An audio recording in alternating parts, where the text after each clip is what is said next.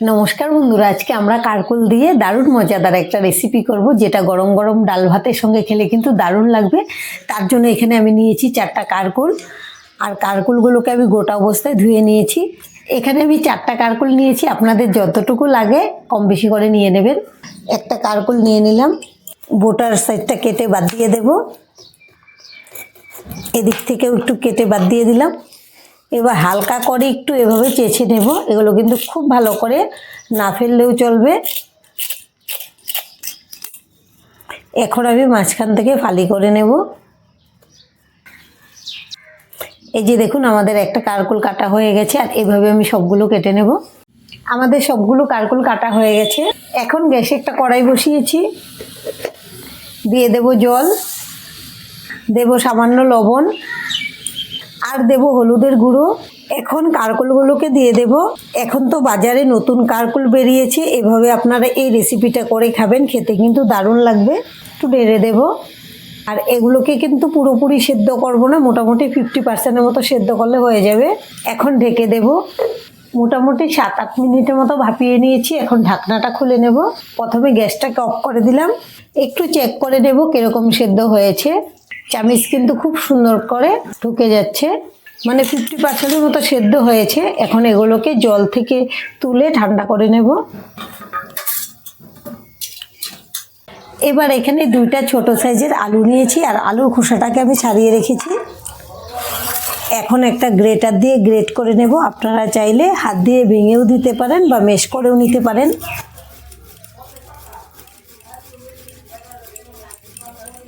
এই যে দেখুন, গ্রেট করার পরে এরকম হচ্ছে। আলু গ্রেট করে নিয়েছি, আর এদিকে কারকলও ঠান্ডা হয়ে গেছে। এখন আমি একটা কারকল নিয়ে নেব, একটা চামিচ দিয়ে এর মধ্যে গুটি আর শাঁসগুলোকে বের করে নেব। আপনারা যদি এই কারকলগুলোকে খুব বেশি নরম করে সেদ্ধ করেন, তখন কিন্তু এই যে গুটি আর শাঁসটা বের করার সময় কারকলগুলো ভেঙে যায়। সেজন্য বেশি সেদ্ধ হয়ে গেলে খুব হালকা হাতে বের করতে হবে। আমাদের একটা বের করা হয়ে গেছে, এখন এটাকে রেখে দেব, আর এইভাবে আমি বাদবাকিগুলোকেও করে নেব। আর এখানে একটা মিডিয়াম সাইজের কুচানো পেঁয়াজ নিয়েছি, দিয়ে দেব। 2টা কাঁচা লঙ্কা কুচি নিয়েছি, ঝালটা আপনারা যেরকম খেতে পছন্দ করেন সেই বুঝে কম বেশি করে নিয়ে নেবেন। আর নিয়েছি গ্রেট করা আদা। আপনারা চাইলে এখানে আদার সঙ্গে রসুনও দিতে পারেন, তবে আমি রসুনটা দিলাম না। দিয়ে দেব স্বাদ অনুযায়ী লবণ, হলুদের গুঁড়ো, জিরে গুঁড়ো, ঝাল লঙ্কার গুঁড়ো।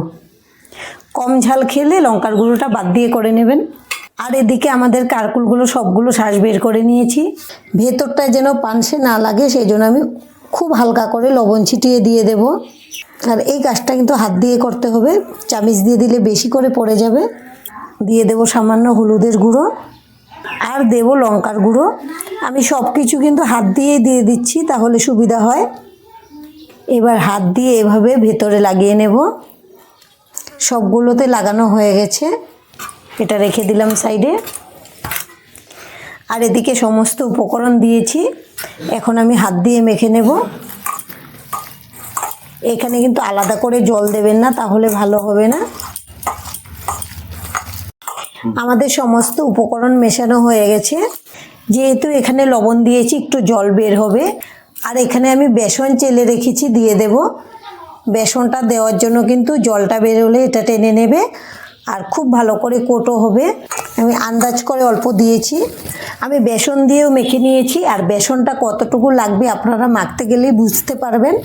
যতটুকু ভিজে ভিজে ভাবটা থাকবে সেই বুঝে কিন্তু বেসনটা দিয়ে দেবেন। এখন কিন্তু শুকনো হয়েছে একদম। এবার আমি হাতটা ধুয়ে নেব। এবার আমি একটা কারকল নিয়ে নিলাম, চামিচ দিয়ে এভাবে একদম চেপে চেপে ভরে দেব।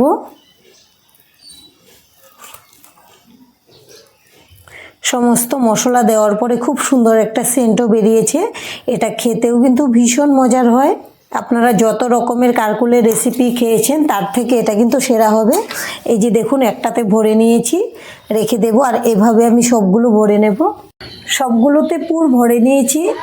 এখন গ্যাসে একটা প্যান বসিয়েছি, দিয়েছি সাদা তেল, তেলটাকে গরম করে নিয়েছি। এবার আমি কারকলের পিসগুলোকে দিয়ে দেব, এভাবে উল্টো করে দেব।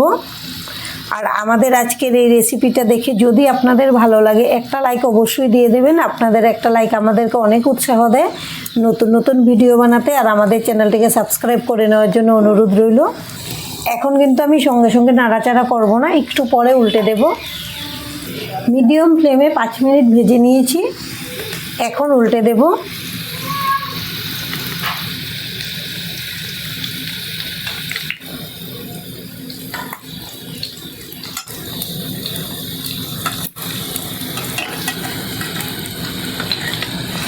এভাবে উল্টে পাল্টে সব দিক থেকে একদম লাল লাল করে ভেজে নেব।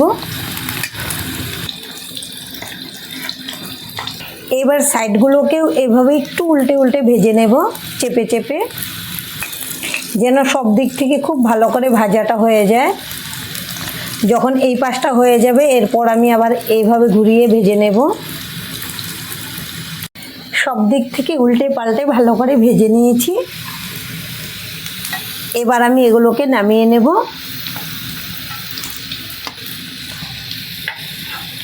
আর দেখুন ভাজার পরে কত সুন্দর লাগছে দেখতে। এটা কিন্তু খেতেও ভীষণ টেস্টি হয়। এভাবে আপনারা বাড়িতে বানিয়ে খাবেন, আশা করছি আপনাদের খুব ভালো লাগবে। আর আজকের ভিডিওটা এখানেই শেষ করব। সবাই ভালো থাকবেন, সুস্থ থাকবেন, ধন্যবাদ।